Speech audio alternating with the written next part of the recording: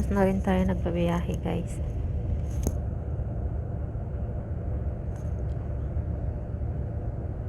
Siguro part na to ng ano, Taichung. Nandito kami sa, ang dinaanan ng bus, guys, is Skyway. Non-stop yata to, guys. Walang, sana mayroong stopover ito para sa pag-ihi. Ayan, nakababa na ng Skyway.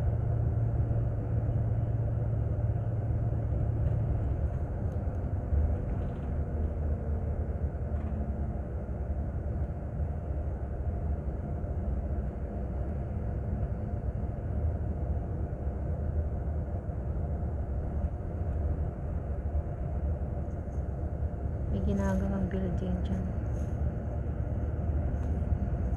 Longtan, Yangmei. Taoyuan pa pala to, guys. Hindi pa sa Taichung. Sa Yangmei. Yangmei Expressway. Part ng Taoyuan. Nakala ko nasa Taichung na kami. Yangmei pala. Dito si ano, shout out kay Margie. Dito siya sa Yangmei. Dito, guys, maraming mga ano, nasa freeway kami eh. Maraming mga factory dito, mga business company. Maraming Pilipino rito na nagtatrabaho nasa factory area.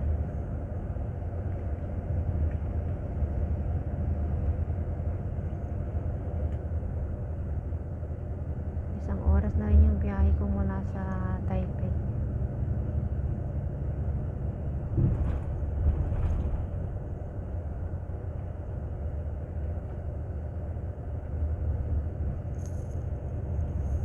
Hindi puno yung bus. Hindi siya napuno, guys. May mga bakanting upuan. Diretsuhan lang kasing biyahe ito.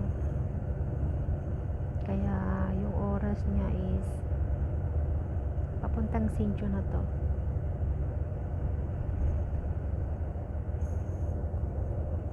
Mabilisan lang siya. Makukuha niya sa 3.5 hours. Kasi kung sa hindi siya nadaan sa freeway, aabutin ng mga 5 oras to, guys. Dire-diretso to eh. Walang mga kabahayan dito sa expressway. Kaya nung nandoon tayo kanina sa taas, sa may Skyway, natatanaw yung mga bahay dito, mga farm na ito eh. May mga konting ano, bahay, pero malalayo ang agwat.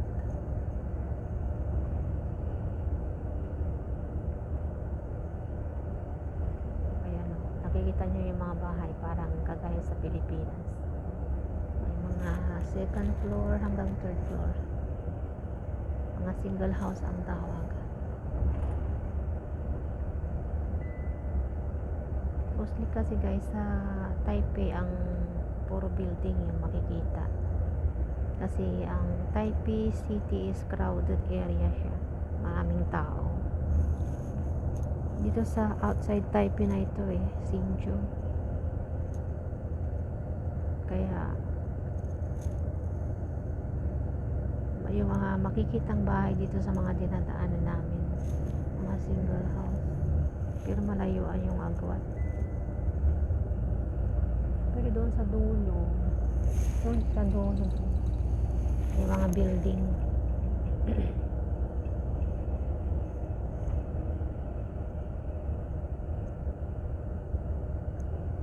Tapos ang lalaki ng mga ano dito, yung electricity na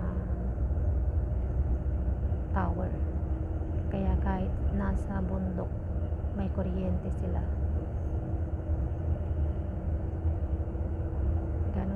Ganon kaasinso itong bansang ito.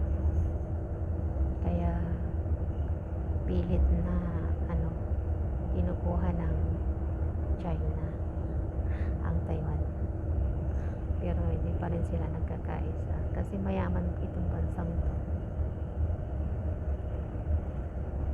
Kaya gusto ng China na magkaisa na sila, kaso ang Taiwan umayaw.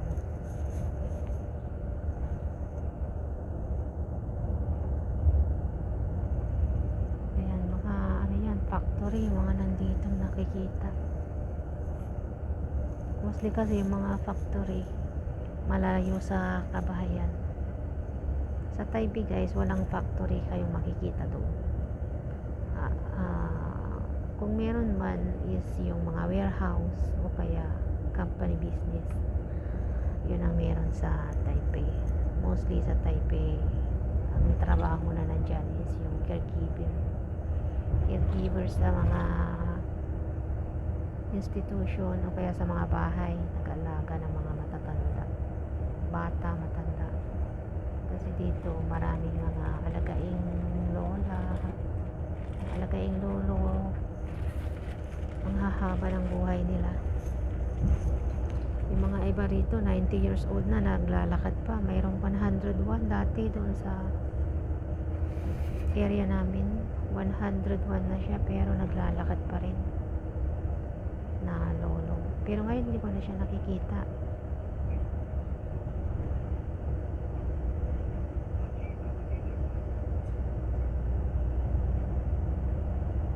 Ayan, ang gaganda ng mga bulaklak.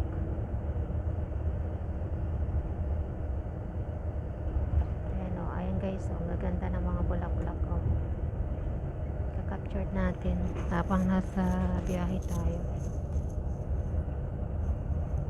Kasi hindi naman ako makatulog guys, dahil gusto kong mag CR. Wala pa lang CR, diretsuhan. Uminom pa naman ako ng tubig. Ang dami-daming tubig ang ininom ko.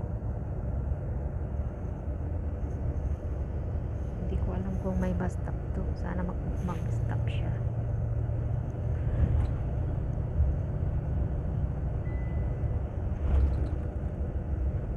So nakikita nyo puro mga walang bahay dito sa area na to, kasi ito ay expressway. Ayan, mga malalaking tower ng kuryente, yung mga natatanaw rito, mga puno.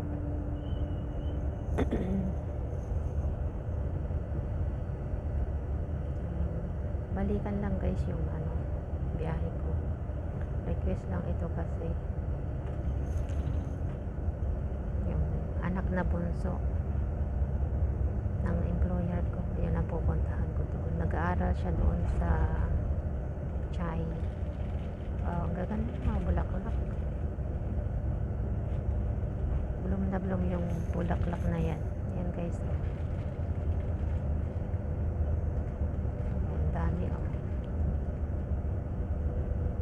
Ang gaganda. Huko. Part na ng Sincho to guys. Huko. Dito marami rin mga Pinoy dito. Mostly yung mga nandito talaga sa area na to. Sincho. Mula doon sa Taoyuan, Sincho hanggang Taichung, Kaohsiung. Sa part ng Yunlin, Chiangmai, yan, maraming Pilipino dyan na mga factory. Kasi yung mga factory is nasa probinsya. Dahil malawak yung pagtatayuan nila ng area para sa factory. Kasi ang factory is hindi siya pwede sa residential area dahil dun sa usok na manggagaling sa factory. Kaya ang ganda ng mga bulaklak ko. Sinfeng, Sinjo.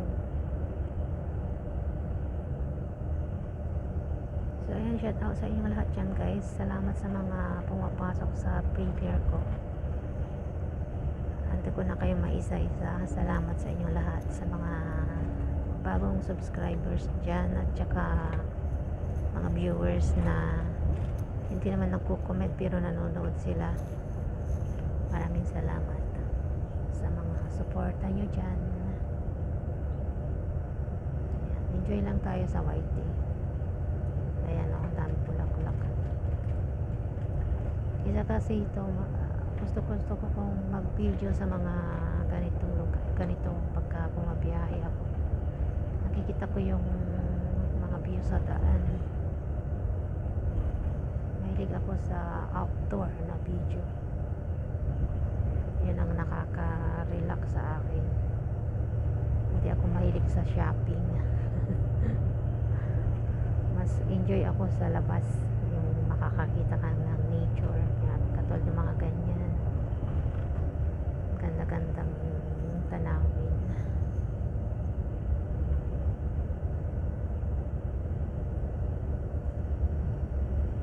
Ayan, so natatanaw ninyo may mga kabahayan dyan sa kabilang kalsada, sa may ibaba. Nasa taas pa pala kami ulit, tumaas ulit yung bus.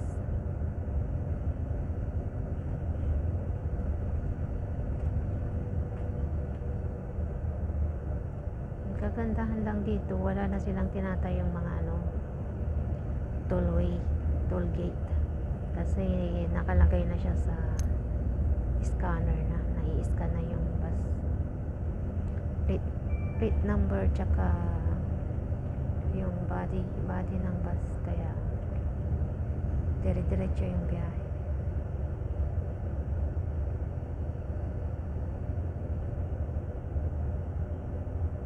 So yan guys, magpapaalam na ako sa inyo. Maraming salamat sa lahat mga nanonood dyan. Thank you so much. Bye bye guys.